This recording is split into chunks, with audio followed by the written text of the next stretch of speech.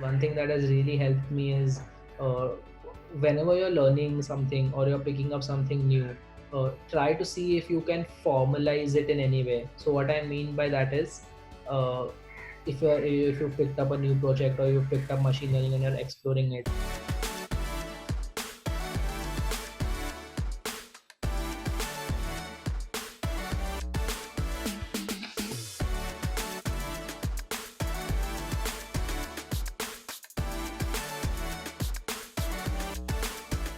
So my name is Abhiraj. I just graduated from BITS Goa. I was doing computer science there, and like some of my professional background is I've interned at Goldman Sachs and Amazon. Apart from that, I've also done a small.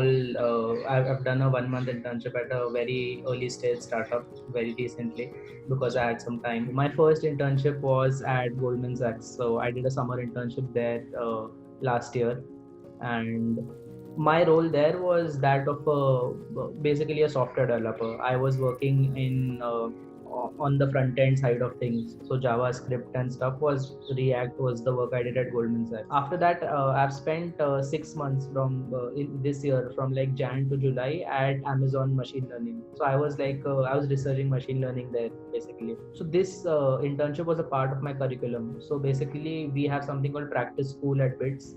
It means that in your final year you spend 1 semester at a company working as a intern, and this selection basically happens on the basis of your CGPA and the courses you've done. So Amazon again was a very different, very challenging role, and that was because we were supposed to we were given a business problem and we were supposed to invent an algorithm to tackle it.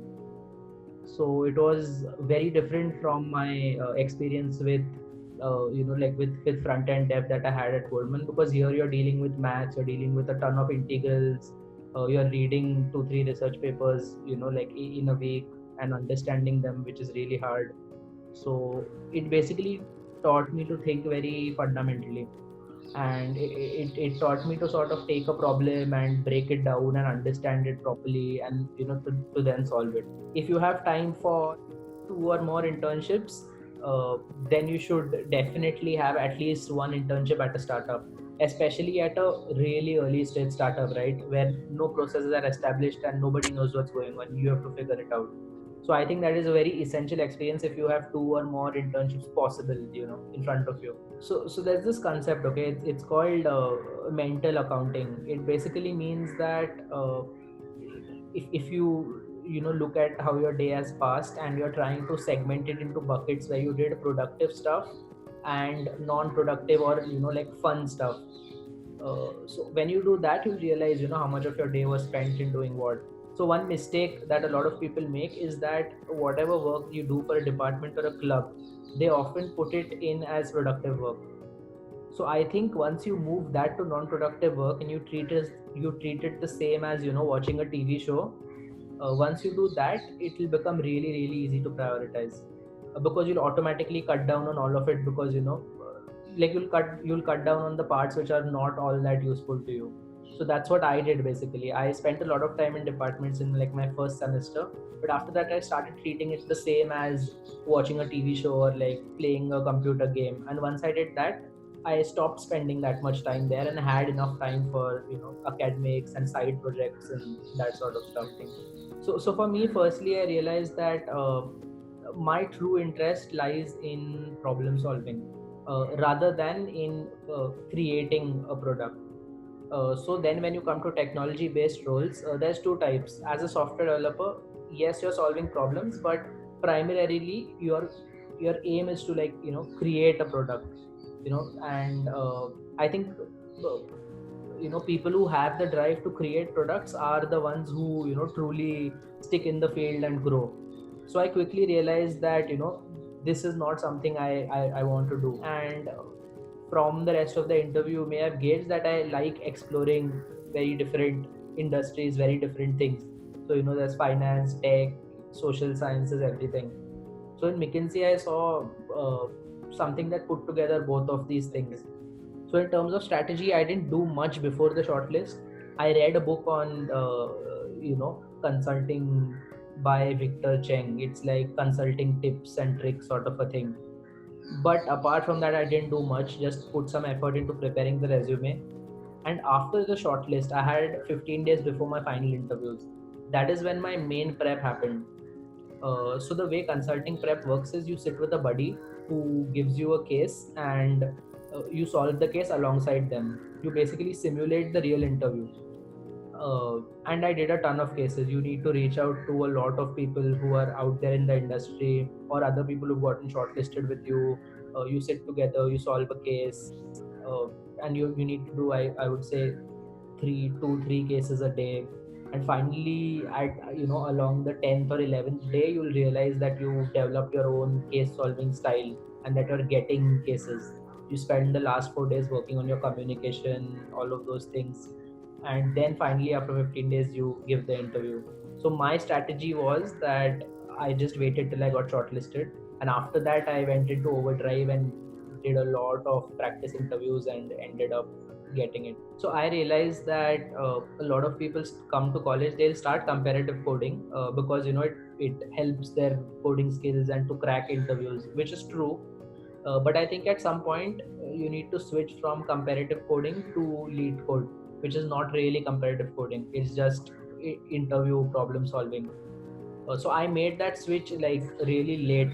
So that is sort of one regret that I have, that if I made it earlier, it would have been better, because the questions that you are asked are directly from lead code. Like almost, you know, 90% of the times, unless you're interviewing at like a Google or something, most likely they're directly from lead code. And if they are coming directly from there, why not just solve as many of those as you can? uh, so for my Amazon interviews as well, I had like 3 days. They just told me in 3 days you have an interview, and I hadn't done comparative coding in 2 years. So the last time I did it was like in 2018, when I got the Goldman Sachs internship. After that, another year passed, and then this year they uh, they told me in 3 days you have an interview. So instead of trying to do any like hacker rank or code chef, I took to lead code this time. And in 3 days I was like able to reach a level that I could crack the interview like pretty easily. And one question was directly from the questions I had done.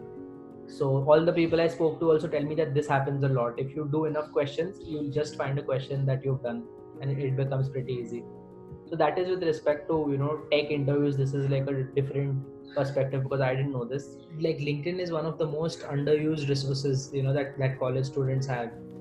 So the reason for that is that most people don't build out their profile, in the sense that they don't add like basic information and everything there until like their third year or something.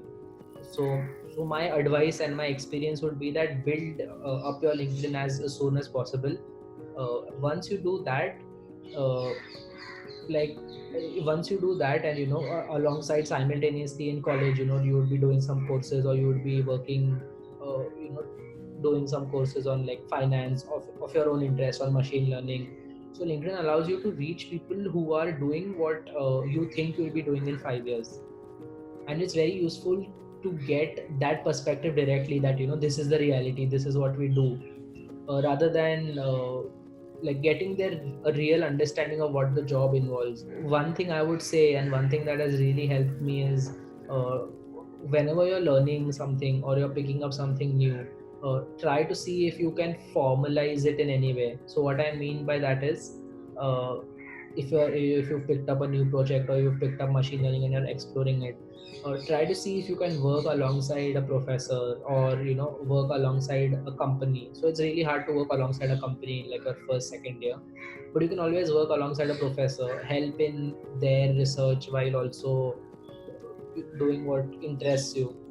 So the way this helps is that it really works to boost like your resume, because once you have like a formal project, there will be defined deliverables, defined targets, or whatever is expected of you, and you have to execute it. And once you do that, it gives your project like makes it much more impressive, right? Rather than saying I did the Andrew Ng course on Coursera in your resume. Instead, if you say that I built a image classification platform, working alongside professor like XYZ. So that is very useful, right? And in the best case, you could also probably get a paper out of the work that you do, and also like a recommendation letter, so both of which are very valuable. So as I told you, right, I came to like engineering computer science as a herd mentality basically. So what I think is that as soon as you can, right, as soon as you enter college, dissociate from the herd mentality and try to start thinking on your own. And it's really hard to do that because there is so much sort of peer pressure to go and get like the highest paying job, or to get the highest grade or whatever. But if you spend some time to reflect on what makes you happy and what you truly want to do, you will be able to like spend your college time much more fruitfully, because the herd mentality keeps changing. It could be something else in the first year, it could be something else in the second year, and everyone would be chasing after it. So instead of being a part of the pack, if you're treading your own path, like it will be like a lot more fruitful at the end of the day. So I picked up the dissociated from the herd mentality pretty late, like after 1-2 years in college. But I know people who dissociated from this mentality from the beginning itself, and they were always sort of doing their own thing. They knew what they wanted to do, and then they did that. And I've seen that they've gotten like great success. So that is one advice that I would give, to think about what you want to do consciously before doing it, rather than sort of doing it because everyone is doing it.